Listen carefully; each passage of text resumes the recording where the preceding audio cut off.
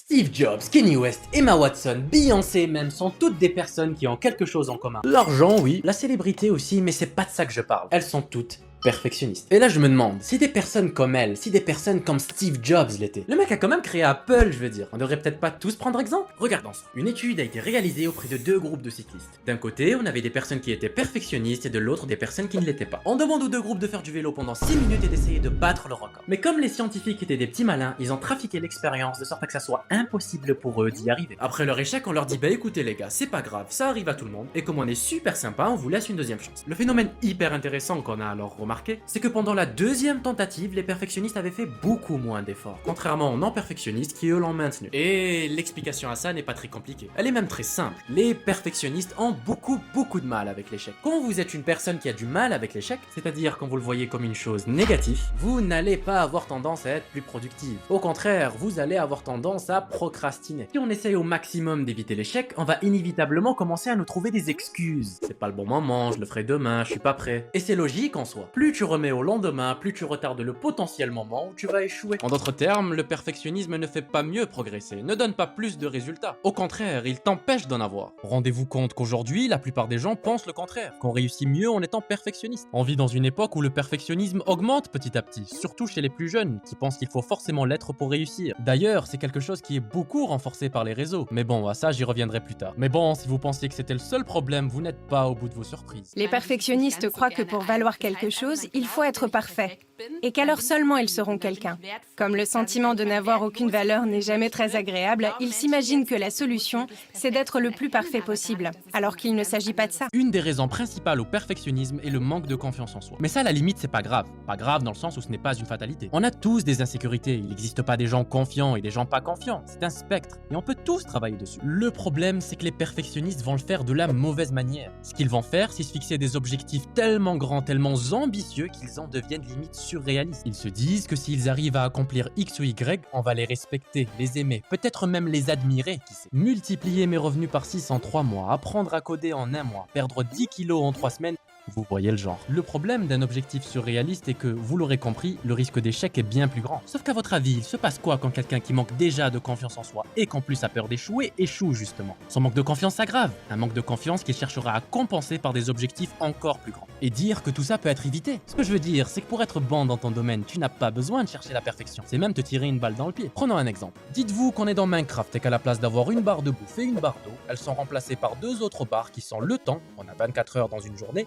et l'énergie. Forcément, elle est limitée elle aussi. Maintenant que j'y pense, je crois pas qu'il y ait de barres d'eau dans Minecraft. Bon, au final, peu importe. Ces deux barres, on est d'accord qu'elles sont limitées dans la journée. Alors, vous allez devoir réfléchir à quoi vous allez les consacrer. Imaginons que ton ami et toi bossiez ensemble sur, je sais pas moi, une 17. Au bout d'un moment, lui s'arrête parce que ça y est, il estime que son travail est assez bon, et toi tu continues pour peaufiner l'esthétique et faire d'autres trucs de perfectionniste. Le jour des résultats, vous avez quasiment la même note. Disons que tu as 0,5 points de plus que lui. Maintenant, pose-toi la question, est-ce que ça en valait la peine? Est-ce que ça valait vraiment les ressources que tu as dépensées? Évidemment, à ça tu pourrais me répondre qu'il faut faire des sacrifices pour réussir. Un grand homme a dit un jour, ceux qui ne peuvent abandonner quelque chose en retour sont sûrs de ne rien changer. Et je dis pas le contraire, c'est vrai, mais pose-toi toujours la question de si les ressources que tu t'apprêtes à dépenser ne seraient pas mieux dépensées ailleurs. Et quand t'es perfectionniste, la réponse est souvent oui. Maintenant qu'on a vu à quel point le perfectionnisme pouvait être néfaste pour nous, on va voir comment s'en débarrasser. Petite info sur moi, il faut savoir que je suis quelqu'un qui est pas du tout à l'aise pour faire des demandes aux gens. Par demande, j'entends un renseignement, un service, etc. Un jour, je m'en rappelle, c'était après avoir lu un livre sur le sujet, et je décide de prendre le problème un peu plus au sérieux. Parce que j'en avais marre en fait, clairement. Je dirais pas que c'était le gros problème de ma vie, mais ça restait quand même un gros défaut dont je voulais me débarrasser. Je vais vous donner un exemple, dans les escalators du métro, je sais pas si vous voyez, mais il y a toujours deux files. À gauche, les personnes qui sont pas pressées, et à droite, t'as les personnes qui cherchent à monter un peu plus. Et il y a toujours des énormes débiles, c'est comme ça, c'est la vie, qui bloquent la file de gauche alors qu'ils pourraient très bien se mettre à droite. Bah moi, j'osais pas leur demander de se décaler. Enfin, ça me gênait quoi. Et j'aimais pas le fait que ça soit si difficile de faire un truc si simple. Et du coup, pour me débarrasser de cette peur, je me suis forcé tous les jours à aller parler aux gens. Par exemple, dans les escalators, même si j'étais pas pressé, je demandais quand même aux gens de se décaler. J'allais voir des inconnus et je leur demandais le chemin pour aller à tel et tel endroit, alors que je savais très bien comment y aller. Même parti demander l'insta d'une fille que je trouvais jolie dans la rue, je m'en rappelle.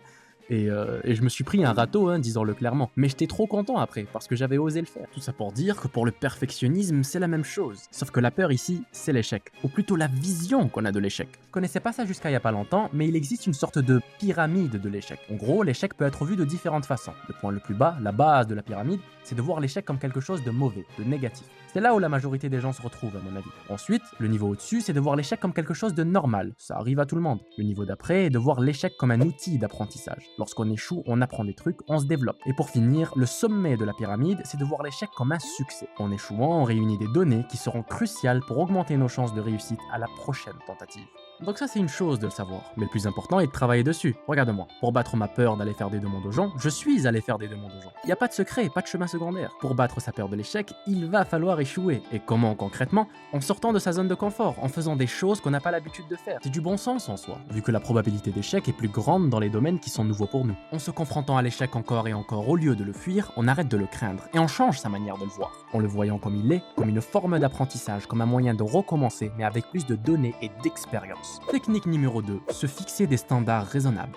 Si tu remarques que tu procrastines beaucoup ou que tu es trop perfectionniste, il n'y a rien de mal à réduire tes attentes / tes objectifs. Oui, je t'entends crier, mais c'est n'importe quoi, je dois me contenter du minimum, c'est quoi cette chaîne de dev perso, tu racontes n'importe quoi. Ne t'énerve pas, je vais m'expliquer. Le gros problème des perfectionnistes, il n'y en a pas qu'un, mais bon, c'est qu'ils ont tellement peur de l'échec qu'ils préfèrent ne même pas commencer. On a vu comment réduire sa peur de l'échec, mais un problème subsiste. Si lorsque tu te mets en mouvement, l'écart entre ce que tu arrives à faire et ce que tu aspires à faire est immense, même si en principe t'as pas encore échoué, t'es complètement découragé. T'as l'impression que ça sert à rien, que tu n'y arriveras pas, et donc on revient au même problème, tu procrastines. C'est d'ailleurs quelque chose qui est aggravé par les réseaux sociaux. Quand tu vois que t'arrives pas à jouer, je sais pas moi, quelques mélodies de piano, et que de l'autre côté t'as un petit chinois de 8 ans au fin fond de Pékin qui te joue la symphonie de Mozart, ça peut être difficile de pas mal le prendre. Apprends alors à lever le pied, à réduire tes normes et tes objectifs. Je sais qu'on t'a toujours dit de viser la lune, je sais pas quoi. Je sais plus qui disait ça, mais c'était vaut mieux viser la perfection et échouer que l'imperfection et l'atteindre. Ok d'accord, mais si ton côté perfectionniste te pousse vers la procrastination, à pas faire les choses qu'il faut et à une baisse de confiance en toi,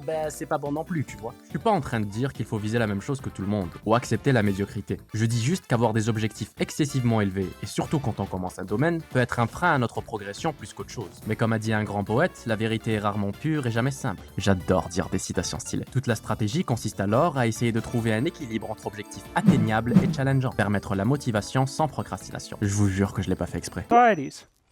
So anyways, so let's say you're optimally balanced between chaos and order. So what does that mean?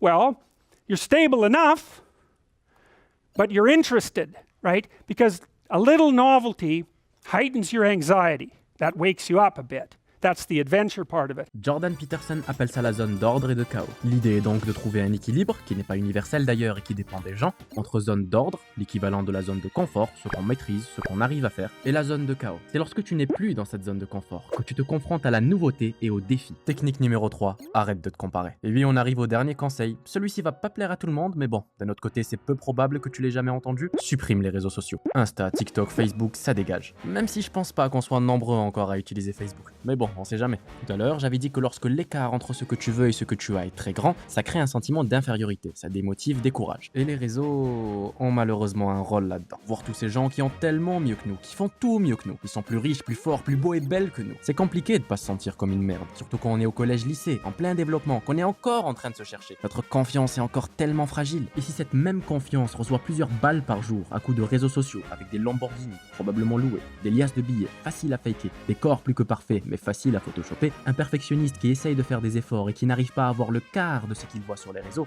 peut très bien finir par lâcher l'affaire et très tôt dans l'histoire. Ce trait de caractère en nous qu'on idéalise et dont on pense qu'il va nous sortir du lot finit par avoir l'effet complètement inverse. Triste ironie du sort. Les réseaux sociaux, comme vous le savez, peuvent être des outils magnifiques pour connecter avec les autres, pour partager sa joie, sa bonne humeur, ses expériences, et je pense que c'était le but à la base. Mais ce qu'on voit actuellement, c'est que c'est surtout devenu un outil qui isole plus qu'il ne rassemble et qui fait baisser l'estime de soi. Une des choses les plus précieuses qu'on a. Une faible estime de soi peut conduire à des dépendances émotionnelles, des opportunités manquées, des performances plus faibles, de l'anxiété sociale, le genre de choses qu'on ne souhaite qu'à son ex. Donc va falloir faire un choix. Tu les gardes ou tu t'en débarrasses. En tout cas, si tu veux t'en débarrasser, tu peux le faire de deux manières. manières. La manière douce, te fixer des limites de temps et les réduire petit à petit. Je vais vous dire la vérité, je suis pas fan de cette méthode parce que j'ai essayé et ça a pas marché. C'est très facile de passer outre, même si l'application se bloque au bout d'un moment, tu peux toujours demander à rajouter du temps. Et si tu le fais une fois, tu peux être sûr que tu le referas. Ce qui nous emmène à la deuxième méthode, la méthode radicale, supprimer les applications. Elle est très efficace et il n'y a pas besoin d'expliquer pourquoi. Tu ne peux pas te rendre dans une application que tu n'as pas tout simplement. Ensuite le soir, tu peux te reconnecter vite fait à Insta par exemple depuis Google pour répondre à tes messages. C'est pas du tout pratique et c'est le but, vu que ce qu'on cherche c'est se détacher des réseaux. Et ne t'inquiète pas pour tes amis, tu les perdras pas juste parce que tu n'es plus sur les réseaux. Et si tu les perds,